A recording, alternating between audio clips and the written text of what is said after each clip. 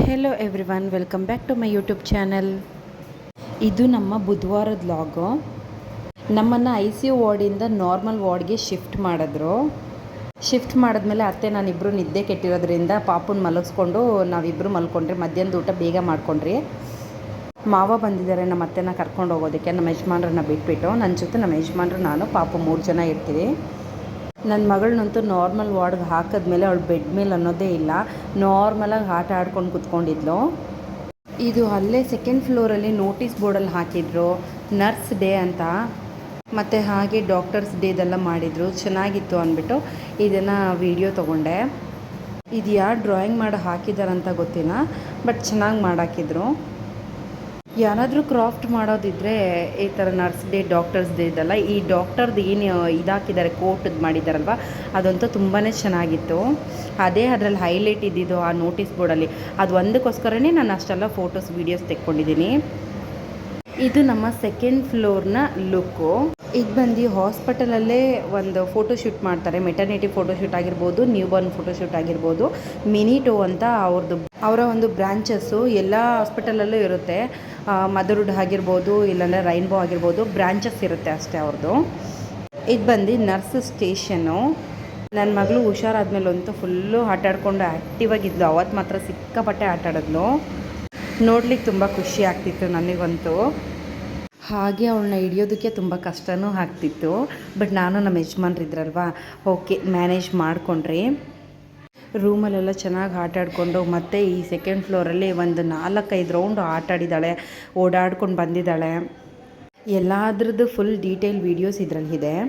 ಇಷ್ಟೊಂದು ಆ್ಯಕ್ಟಿವಾಗಿ ಆಟಾಡ್ತಾ ಇದ್ದಿದ್ದಕ್ಕೆ ಡಾಕ್ಟರೇ ಬಂದು ಸರಿ ಆಯಿತು ಡಿಸ್ಚಾರ್ಜ್ ಮಾಡ್ತೀನಿ ಅಂತ, ಏನು ICU ವಾರ್ಡಿಂದ ರೂಮಿಗೆ ಶಿಫ್ಟ್ ಮಾಡಿ ಒಂದು ಸ್ವಲ್ಪದ್ಗೆಲ್ಲ ಈವ್ನಿಂಗ್ ಅಷ್ಟೊತ್ತಿಗೆಲ್ಲ ಡಿಸ್ಚಾರ್ಜ್ ಮಾಡ್ತೀನಿ ಅಂತ ಹೇಳಿದ್ರು. ನಮಗಂತೂ ಸಿಕ್ಕಾಪಟ್ಟೆ ಖುಷಿ ಆಯಿತು. ಸರಿ ಆಯ್ತಂತ ಡಿಸ್ಚಾರ್ಜ್ಗೆ ಅತ್ತೆ ಮಾವನ ಕೇಳಿಬಿಟ್ಟು ಹೇಳಿದೆ. ನಾವು ಹೇಳಿ ನೆಕ್ಸ್ಟ್ ಡೇನೇ ಡಿಸ್ಚಾರ್ಜ್ ಮಾಡಿದ್ದು. ಅಲ್ಲಿ ತುಂಬಾ ಲೇಟ್ ಮಾಡ್ತಾರೆ. ಇನ್ಶೂರೆನ್ಸ್ ಆಗಿರ್ಬೋದು, ಕಾರ್ಡ್ ಆಗಿರ್ಬೋದು, ತುಂಬಾ ಲೇಟ್ ಆಗುತ್ತೆ ಬಿಲ್ಲಿಂಗು, ಡಿಸ್ಚಾರ್ಜ್ ಎಲ್ಲನೂ. ಫಸ್ಟ್ 1-2 ಸಲ ನಮ್ಮ ರಾಗುನ ಅಡ್ಮಿಟ್ ಮಾಡಿದ್ದಾಗಿರಲಿ, ನಂದು ಡೆಲಿವರಿಗಾಗಿರಲಿ ಸ್ವಲ್ಪ ಅನುಭವ ಇದೆಯಲ್ವ, ಅದಕ್ಕೋಸ್ಕರನೇ ಒಂದು ದಿವಸ ಮುಂಚೆನೇ ನಾನು ಡಿಸ್ಚಾರ್ಜ್ ಅಂತ ಹೇಳಿದ್ದೆ. ಡಿಸ್ಚಾರ್ಜ್ ಹೇಳಿ ಸೆಕೆಂಡ್ ಡೇ ನಮ್ಮನ್ನು ಡಿಸ್ಚಾರ್ಜ್ ಮಾಡಿದ್ರು. ಹೆಂಗೂ ನಮಗೂ 12 to 12 ರೂಮ್ದು ಚಾರ್ಜಸ್ ಹಾಕ್ತಾರೆ, ಮತ್ತು ಕ್ಯಾಂಟೀನ್ ಚಾರ್ಜಸ್ ಎಲ್ಲ ಹಾಕ್ತಾರೆ. ಸರಿ ಆಯಿತು ಬಿಡು, ನಿಧಾನಕ್ಕೆ ಹೋಗೋಣ ಮನೆಗೆ 12 ಅಷ್ಟೊತ್ತಿಗೆ ಅಂದ್ಬಿಟ್ಟು ಸ್ವಲ್ಪ ನಾವು ವೆಯ್ಟ್ ಮಾಡಿ ಆರಾಮಾಗಿ ನಾವು ಪೀಸ್ಫುಲ್ಲಾಗಿ ರೆಸ್ಟ್ ಮಾಡಿಕೊಂಡು ಬಂದ್ರಿ. ನೋಡಿ ನನ್ನ ಮಗಳು ರೌಂಡ್ಸ್ ಎಲ್ಲ ಸ್ಟಾರ್ಟ್ ಮಾಡಿದ್ಲು. ಆಗಲೇ ಸೆಕೆಂಡ್ ಫ್ಲೋರಲ್ಲಿ ಓಡಾಡ್ತಾ ಇದ್ದಾಳೆ. ಆ ಕೈಗೆ ಕ್ಯಾನೋಲ ಹಾಕಿದ್ರು, ಏನಂತ ಪೇಯ್ನ್ ಇಲ್ಲ, ಆರಾಮಾಗಿ ಆಟಾಡ್ಕೊಂಡಿದ್ಲು. ಬಟ್ ನಮಗೇ ಪೇಯ್ನ್ ಆಗುತ್ತೇನೋ ಅಂತ ಒಂದು ಫೀಲ್ ಆಗೋದು. ಬಟ್ ಏನಿಲ್ಲ, ಪೇಯ್ನ್ ಏನು ಆಗ್ತಾ ಇರಲಿಲ್ಲ. ನನ್ನ ಮಗಳಂತೂ ಓಡಾಡಿಕೊಂಡು ಹಾಗೆ ಅಕ್ಕಪಕ್ಕ ರೂಮುಗಳದ್ದೆಲ್ಲ ಡೋರುಗಳು ತೆಕ್ಕೊಂಡು ಹೋಗ್ತಿದ್ಲು, ಡಿಸ್ಟರ್ಬ್ ಮಾಡ್ತಿದ್ಲು ಎಲ್ರಿಗೂ. ನನ್ನ ಒಂದು ನೆಕ್ಸ್ಟ್ ವ್ಲಾಗಲ್ಲಿ ಇದೇ ರೈನ್ಬೋ ಹಾಸ್ಪಿಟ್ಲಲ್ಲಿ ಮಾಡಿರೋ ಅಂತಹ ಮೆಟರ್ನಿಟಿ ಫೋಟೋಶೂಟು ಮತ್ತು ನ್ಯೂ ಬಾರ್ನ್ ಫೋಟೋಶೂಟೆಲ್ಲ ಶೇರ್ ಮಾಡ್ತೀನಿ. ಹಾಗೆ ನೆಡ್ಸೆಲ್ಲ ತುಂಬಾ ಚೆನ್ನಾಗಿ ನೆನ್ಪಿಟ್ಕೊಂಡು ನನ್ನ ಡೆಲಿವರಿ ಬಗ್ಗೆ ಎಲ್ಲ ಕೇಳ್ತಿದ್ರು. ಮತ್ತು ಅವ್ರ ಫೋನಲ್ಲೆಲ್ಲ ನನ್ನ ಡೆಲಿವರಿದು ಫೋಟೋಸ್ ಎಲ್ಲ ಇಟ್ಕೊಂಡಿದ್ದಾರೆ. ಅದ್ರ ಬಗ್ಗೆ ಎಲ್ಲ ಸ್ವಲ್ಪ ಎಕ್ಸ್ಪ್ಲೈನ್ ಮಾಡ್ತೀನಿ. ಈ ಹಾಸ್ಪಿಟ್ಲಲ್ಲಿ ನಾನೊಂದು ಸ್ವಲ್ಪ ಸ್ಪೆಷಲ್ಲೇ, ಎಲ್ಲರಿಗೂ ನೋಟಿಫೈ ಆಗಿಬಿಟ್ಟಿದ್ದೀನಿ. ಎಲ್ಲರೂ ನನ್ನ ಮಾತ್ರ ಮರೆಯೋದೇ ಇಲ್ಲ, ನನ್ನ ಮಗಳನ್ನೂ ಅಷ್ಟೇ. ನನ್ನ ಡೆಲಿವರಿ ಬಂದು ವಾಟರ್ ಬರ್ತ್ ಆಗಿದ್ದು. ಸೊ ಎಲ್ಲರೂ ತುಂಬ ಚೆನ್ನಾಗಿ ನೆನ್ಪಿಟ್ಕೊಂಡಿದ್ದಾರೆ ನನ್ನ ಮತ್ತು ನನ್ನ ಮಗಳನ್ನ. ನನ್ನ ಒಂದು ವಾಟರ್ ಬರ್ತ್ ಡೆಲಿವರಿ ಯಾವ ಥರ ಇತ್ತು, ಎಕ್ಸ್ಪೀರಿಯೆನ್ಸ್ ಹೇಗಿತ್ತು, ಯಾವ ಥರ ಎಲ್ಲ ಟ್ರೀಟ್ಮೆಂಟ್ ಕೊಟ್ಟರು, ಏನಾಯಿತು, ಎಲ್ಲ ಡೀಟೇಲ್ ನೆಕ್ಸ್ಟ್ ವೀಡಿಯೋದಲ್ಲಿ ನಾನು ನಿಮ್ಗೆ ತಿಳಿಸ್ತೀನಿ.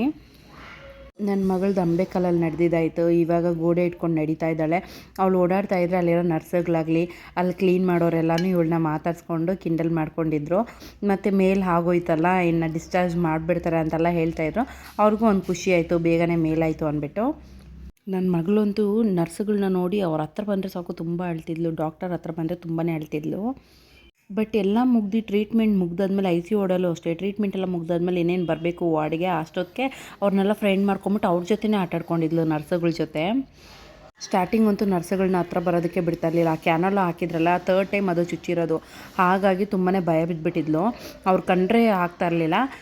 ಅವರು ಟ್ರೀಟ್ಮೆಂಟ್ ಏನೇ ಕೊಡೋದಿದ್ರು ನನಗೆ ಹೇಳಿಬಿಟ್ಟು ನಾನೇ ಕೊಡ್ತಿದ್ದೆ ಎಲ್ಲ ಟ್ರೀಟ್ಮೆಂಟು. ಅಂದರೆ ನಾಸಲ್ ಡ್ರಾಪ್ಸ್ ಹಾಕಿರೋದು ಆಗಿರಲಿ, ಇಲ್ಲ ನೆಬ್ಲೈಸೇಷನ್ನು, ಸಿರಪ್ಸ್ ಏನಾದರೂ ಹಾಕೋದಿದ್ರೆ ಎಲ್ಲನೂ ನಾನೇ ಹಾಕಬೇಕಿತ್ತು.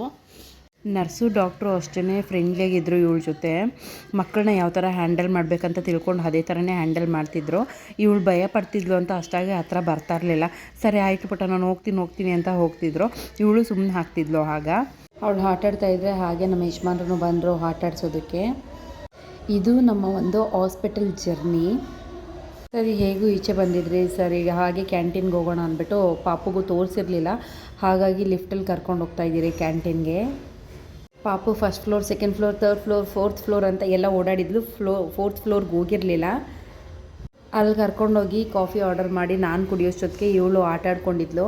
ಅಲ್ಲಿರೋರೆಲ್ಲನೂ ಇದೇ ಥರನೇ ಕೇಳ್ತಾಯಿದ್ರು, ಎಲ್ಲ ಕಡೆ ಇಷ್ಟೊಂದು ಆಟಾಡ್ತಿದ್ದಾಳಲ್ಲ, ಅವಳಿಗೇನೋ ಕೈ ನೋವುತ್ತಿಲ್ವಾ ಅದು ಇದು ಅಂತ ಪಾಪ ಅಲ್ಲಿರೋರು ಕೇಳ್ತಾಯಿದ್ರು. ಕ್ಯಾಂಟೀನಲ್ಲಿರೋರು ಎಲ್ಲ ಟೇಬಲ್ ಸೊಂದಿಗಳಲ್ಲೆಲ್ಲ ನನ್ನ ಮಗಳೇ ಇದ್ಲು, ಚೇರ್ ಸೊಂದಿಲೆಲ್ಲ ಆಟಾಡ್ಕೊಂಡಿದ್ಲು. ನಾವು ಸ್ವಲ್ಪ ಫ್ರೀಯಾಗಿ ಬಿಟ್ಬಿಟ್ಟಿದ್ರಿ. ತುಂಬ ದಿನ ಆಗಿತ್ತಲ್ವ ಆಟಾಡಿ, 4-5 ಡೇಸ್ ಆಗೋಗಿತ್ತು. ಈ ಥರ ಎಲ್ಲ ನೋಡಿ ಅದಕ್ಕೋಸ್ಕರನೇ ಬಿಟ್ಬಿಟ್ಟಿದ್ರಿ ಅವಳನ್ನ ಆಟಾಡ್ಕೊಂಡಿರು ಅಂದ್ಬಿಟ್ಟು. ಇಲ್ಲಿ ಹಾಸ್ಪಿಟಲ್ ಕ್ಯಾಂಟೀನಲ್ಲಿ ಎಲ್ಲ ಥರನೂ ಫುಡ್ಡು ಸಿಗುತ್ತೆ, ವೆಜ್ಜು ನಾನ್ ವೆಜ್ ಎಲ್ಲನೂ ಸಿಗುತ್ತೆ. ಫುಡ್ ಕೂಡ ಚೆನ್ನಾಗೂ ಇರುತ್ತೆ. ಬಟ್ ಸ್ವಲ್ಪ ಅದೇ ಎಲ್ಲ ಕಡೆ ಯಾವ ಥರ ಇರುತ್ತೆ ರೇಟ್ಸು ಅದೇ ಥರನೇ, ಸ್ವಲ್ಪ ಜಾಸ್ತಿನೇ. ಔಟ್ಸೈಡ್ ಸ್ವಲ್ಪ ಕಮ್ಮಿ ಇರುತ್ತೆ, ಬಟ್ ಅಲ್ಲೇ ಸಿಗೋದ್ರಿಂದ ತೊಗೊಂಡ್ರೆ ಬೆಸ್ಟು. ಏನು ಒಂದು ಸ್ವಲ್ಪ ಉಳಿಸ್ತೀನಂದ್ರೂ ಮಹಾ ಏನು ಅಷ್ಟೊಂದು ಉಳಿಸೋದಕ್ಕಾಗಲ್ಲ. ಸ್ವಲ್ಪ ರೇಟ್ಸ್ ಎಲ್ಲ 1 to 2 ಇರುತ್ತೆ ಇಲ್ಲಿ ಕ್ಯಾಂಟೀನಲ್ಲಿ. ಯೂಶ್ವಲಾಗಿ ಯಾವುದೇ ಹಾಸ್ಪಿಟಲ್ಗೆ ಹೋಗಿ ಅಲ್ಲೇನಾದ್ರು ಕ್ಯಾಂಟೀನ್ ಬೇರೆ ಯಾವುದಾದ್ರೂ ಒಂದು ಇಟ್ಕೊಂಡಿದ್ರೆ ಅಲ್ಲೆಲ್ಲ ಸ್ವಲ್ಪ ಡಬಲ್ ರೇಟೇ ಇರುತ್ತೆ. ಅದೇ ಥರನೇ ಇಲ್ಲೂ ಇತ್ತು. ಅದಾದಮೇಲೆ ಕೆಳಗಡೆ ಬಂದಮೇಲೆ ಫುಲ್ ಬೆಡ್ ಮೇಲೆ ಅಲ್ಲಿ ಸ್ವಿಚಸ್ ಎಲ್ಲ ಇತ್ತಲ್ವ, ಸ್ವಿಚಸ್ ಹಾಕಿ ಆಫ್ ಮಾಡಿ ವೈಯರ್ ಎಳ್ದು ಟಿ ಮಾಡ್ತಾನೇ ಇದ್ಲು ನನ್ನ ಮಗಳು ಅಂತೂ. ಹಾಗೆ ಆಟಾಡ್ತಾಯಿದ್ರು. ನರ್ಸ್ ಬಂದರು, ಯಾವುದೋ ಆ್ಯಂಟಿಬಯೋಟಿಕ್ ಇಂಜೆಕ್ಷನ್ ಹಾಕಬೇಕಂತ ಹೇಳಿ ಬಂದಿದ್ದಾರೆ ಕ್ಯಾನಲಾಗೆ ಕನೆಕ್ಷನ್ ಕೊಡೋದಕ್ಕೆ. ಸ್ವಲ್ಪ ಗ್ಯಾಪ್ ಕೊಟ್ಟು ಯಾವುದೇ ಆಗಲಿ ಅವಳಿಗೆ ಫ್ಲೂಯಿಡ್ ಆಗಲಿ ಇದಾಗಲಿ ಇಂಜೆಕ್ಷನ್ ಕನೆಕ್ಷನ್ ಕೊಟ್ಟರೆ ಸ್ವಲ್ಪ ಹೊತ್ತು ಅಳ್ತಲೆ ಕೈ ತೋರಿಸ್ಕೊಂಡೇ ಒಂದು ಸ್ವಲ್ಪ ಸಮಾಧಾನ ಮಾಡ್ತಿದ್ರಿ. ಮತ್ತು ಸ್ವಲ್ಪ ಜಾಸ್ತಿ ಅಳ್ತಿದ್ದಾಗ ಒಂದು ಸ್ವಲ್ಪ ರೆಡ್ಯೂಸ್ ಮಾಡ್ತಾಯಿದ್ರು ಅವರು. ಫ್ಲೂಯಿಡೆಲ್ಲ ಸ್ವಲ್ಪ ಕಡಿಮೆ ಹೋಗೋ ಥರ, ಜಸ್ಟ್ ಒಂದು 10 ml ಹೋಗೋ ಥರನೇ ಮಾಡ್ತಿದ್ರು. ಫ್ಲೂಯಿಡ್ ಬಂದು 25 ml 1/hour ಹೋಗ್ತಾಯಿದ್ದಿದ್ದು ಅವಳಿಗೆ. ಆ ಇಂಜೆಕ್ಷನ್ ಕನೆಕ್ಷನ್ ಆದಮೇಲೆ ಆಟಾಡ್ಕೊಂಡು ಕೂತಿದ್ಲು. ಆ್ಯಂಟಿಬಯೋಟಿಕ್ ಕನೆಕ್ಟ್ ಮಾಡಿದ್ರು ನನ್ನ ಹತ್ರ ಈ ಥರ ಎಲ್ಲ ಆಟಾಡ್ಕೊಂಡಿದ್ಲು. ಮತ್ತು ಫುಲ್ಲು ಸುತ್ಕೊಂಡ್ಬಿಡ್ತಾಳೆ ಅವಳು. ಒಂದು 4-5 ರೌಂಡ್ ಬಂದಿರುತ್ತೆ. ನರ್ಸ್ ಬಂದು ಯಾವಾಗಲೂ ತೆಗಿತಿರ್ತಾರೆ, ನಾನು ಅಷ್ಟೇ ಎಬ್ಬರಿಸ್ಬಿಟ್ಟು ತೆಗಿತಾ ಇರ್ತೀನಿ. ಎಲ್ಲಿ ಕೈದು ಅದು ಬಿಚ್ಕೊಂಡ್ಬಿಡುತ್ತೆ, ಇಲ್ಲಾಂದರೆ ಆ ಇಂಜೆಕ್ಷನ್ ಸ್ವಲ್ಪ ನೋವಾಗುತ್ತೆ ಅವಳಿಗೆ, ಇಲ್ಲ ಬೇರೆ ಏನಾರು ಇದಾದರೆ ಮತ್ತೆ ಇನ್ನೊಂದು ಸಲ ಚುಚ್ಚುತ್ತಾರೆ ಅಂತ ಒಂದು ರೀಸನ್ಗೆ ಆ ಥರ ಇದು ಮಾಡ್ಕೊಂಡಿದ್ದು. ಅದು ಆದಮೇಲೆ ಸರಿ ಡಿಸ್ಚಾರ್ಜ್ ಅಂತ ಹೇಳಿದ್ಮೇಲೆ ಈವ್ನಿಂಗ್ ಸರಿ ರೀಲ್ಸ್ ಮಾಡೋಣ, ಮನೆಗೆ ಹೋಗೋಕೆ ಮುಂಚೆ ಒಂದು ರೀಲ್ಸ್ ಮಾಡಿದ್ರೆ ಚೆನ್ನಾಗಿರುತ್ತೆ. ಇವಾಗ ಹಾಸ್ಪಿಟ್ಲಿಗೆ ಹೋದಾಗೂ ಒಂದೊಂದು ರೀಲ್ಸ್ ಮಾಡ್ತಿದ್ದೆ, ನಂದಿದೆ. ನನ್ನ ಒಂದು ಇನ್ಸ್ಟಾಗ್ರಾಮ್ ಐಡಿಯಲ್ಲಿ ನನ್ನ ಮಕ್ಕಳದೆಲ್ಲನೂ ರೀಲ್ಸ್ ಮಾಡಿರೋದೆಲ್ಲನೂ ಹಾಕಿಟ್ಟಿದ್ದೀನಿ ಹಾಸ್ಪಿಟಲ್ ಡೇಸಲ್ಲಿ. ಅದಾದಮೇಲೆ ಊಟ ಕೊಟ್ಟಿದ್ದರು, ಕಿಚಡಿ ಕಳಿಸಿದ್ರು, ಕಿಚಡಿ ಮತ್ತು ಕರ್ಡ್. ನನಗೆ ಡೆಲಿವರಿ ಆದಮೇಲೂ ಇದೇ ಕೊಡ್ತಾ ಇದ್ದಿದ್ದಲ್ವ. ಇದು ಆ ಹಾಸ್ಪಿಟಲಲ್ಲಿ ನಂಗೆ ತುಂಬ ಇಷ್ಟ ಆಗಿದ್ದು ಫುಡ್ ಅಂದರೆ ಇದು ಒಂದೇ. ಇಲ್ಲಿಗೆ ನಮ್ಮ ಒಂದು ಲಾಗ್ ಮುಗ್ದಿದೆ. ಇಷ್ಟ ಆದವರು ಲೈಕ್ ಆ್ಯಂಡ್ ಶೇರ್ ಮಾಡಿ, ಕಮೆಂಟ್ ಮಾಡಿ.